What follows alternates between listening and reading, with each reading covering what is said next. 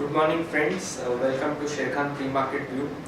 Indian markets yesterday had a lackluster kind of a section wherein markets were sideways and finally ended marginally down. Sensex had a cut of about 50 points whereas Nifty was down by 8 points ahead of the FNO expiry. If you look at the cues from the overseas market, even they were unimpressed by the big merger which was announced in the pharma sector. The US market finally ended down. Dow was down by about 31 points, whereas S&P and Nasdaq were flat with a cut of about 2 points.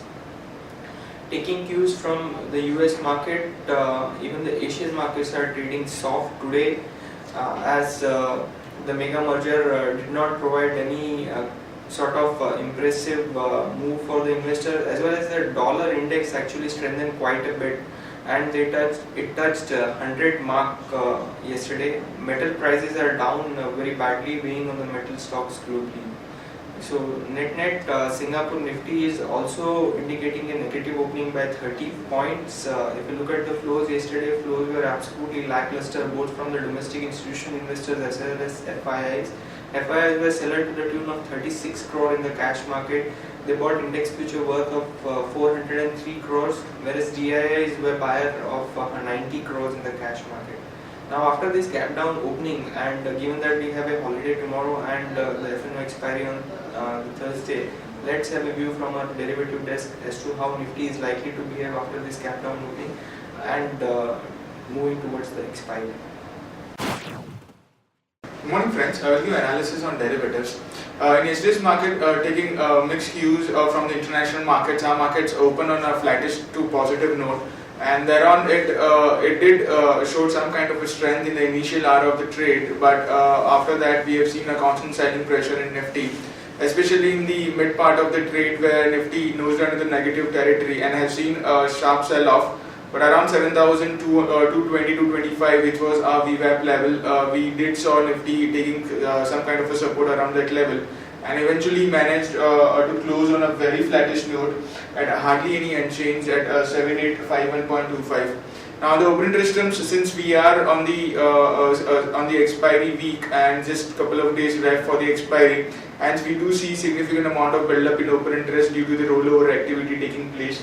As the open interest in open interest, we have seen 12% addition in open interest, and Nifty did close on a flattish note. Cost of carry did increase from a negative 4% to positive 3%, indicating majority of the positions which was been built up in yesterday's trade or on the mix of long and short or the blend of long and short can be assumed due to the flattish activity in the Nifty. While in the put call ratio, we have seen some kind of a fall of around 2 basis points from 0.79 to 0.77, and volatility index did inch significantly higher from 15.90 to 17.08. There was an around 7.5% uptick in the volatility index in yesterday's trade. Now on the options front, majority of the call option have been seeing significant amount of addition in open interest. Now this is a bit negative sign, while put option have been seeing some kind of a reduction. So this is a negative sign for our market for today's trading session, also for the expiry date, that is for Thursday's trade. 7,900 call option have seen significant amount of addition of around 16%, while 8,000 call option have seen an addition of around 10.5%. While in put option, if you see the highest put base which is at 7,700 strike price, I have also seen a reduction of around 6%, and 7,900 put option, which is an in the money, I have seen a reduction of 14%. So today our major focus would be on the 7,800 put option, which in yesterday's trading session did show some kind of a build up of 4%. But in today's trading session, if we see an unwinding in 7,800 put option, and also our VWAP is anywhere around 7,800, 7,820. And if we see an unwinding 7,800 put option, we might see further sell-off in Nifty in today's trading session. So 7,000 activity in 7,800 put option would be in focus for today's trading session. There are three securities in buying period for today's trade, that is Unitech, DLF and Indiabulls Real Estate. On the FIS activity in index futures, there were net buyers of 403 odd crores, while in index options, while the open interest of index futures in FIs have shoot up by 22 odd %. So it was a blend of long and short which was been created by them in yesterday's trade. as due to the rollover activity, this kind of positions do take place by FIs in the last week of the expiry. And index options, they were net sellers by 675 crores, while stock futures, they were net buyers by 289 crores, and stock options net sellers by 95 crores only. Market level of 5 days VWAP stands at 7830 with a lower range at 7800. So 7800 would be quite crucial to watch out for. Break below that can resume the downtrend for the expiry.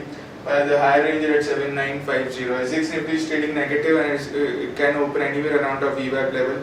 Anywhere if it sustains below a VWAP level for the first hour of the trade, also negative sign for market. SX Nifty is negative by 26 odd points at 7825.50.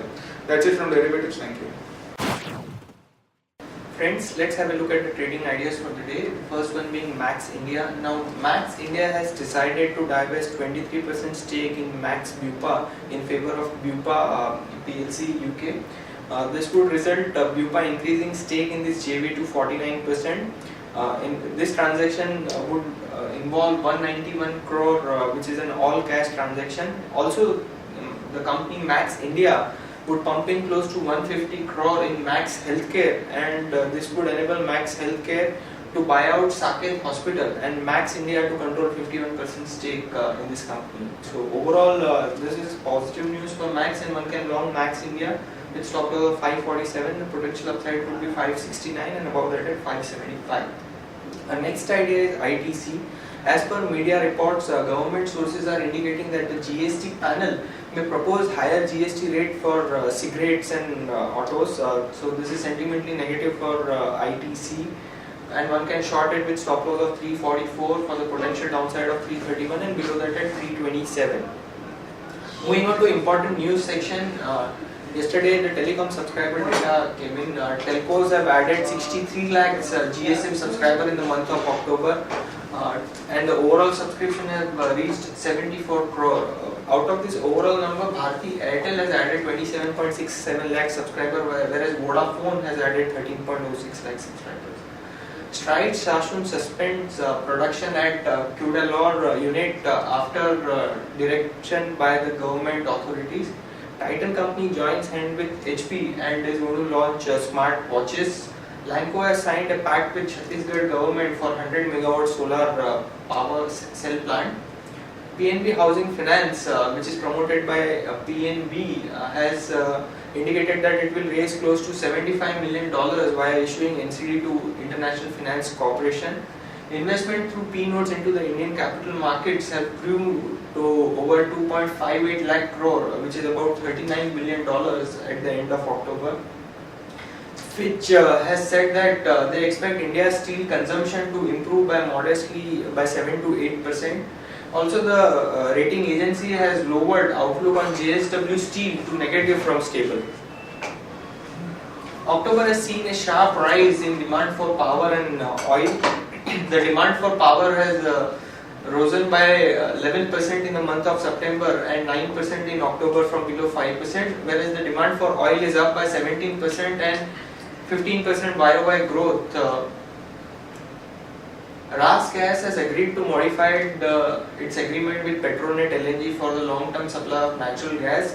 Now, however, this news was expected by the street since we saw stock prices of most of the beneficial companies moving up. However, what was important is actually that it has now been confirmed officially, and RasGas has also waived off over $1 billion of penalty which it has imposed on Petronet LNG. So this would provide a positive development for Petronet LNG, GAIL, IGL and Gujarat Gas.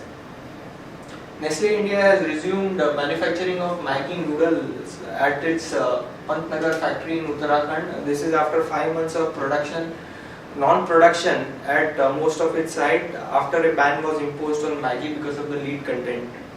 National Pharma Pricing Authority has granted an exemption to Vocard, 3 insulin product, from price control for a period of 5 years. Mankind Pharma has launched an anti-diabetic product, Dynaglipt, targeting the middle class for diabetic therapies. Tata Communication has said that the shareholder of Neotel, its majority-owned South African subsidiary, is in talks with Vodafone South Africa for a review in the transaction structure for the sale of Neotel. Maruti Suzuki, which is in the middle of actually a voting by its minority shareholder for its upcoming Gujarat plant, has claimed that it will have total control over this plant in spite of investment coming in from Suzuki Japan. Watch list that we've created for the day: stock with positive bias we have Bharat Forge and Idea, whereas stock with negative bias we have Hindalco and Hindustan Unilever. Stock for long-term investment we like Aditya Birla Noor, Britannia, Maruti, HDFC Bank and Zee. Thank you.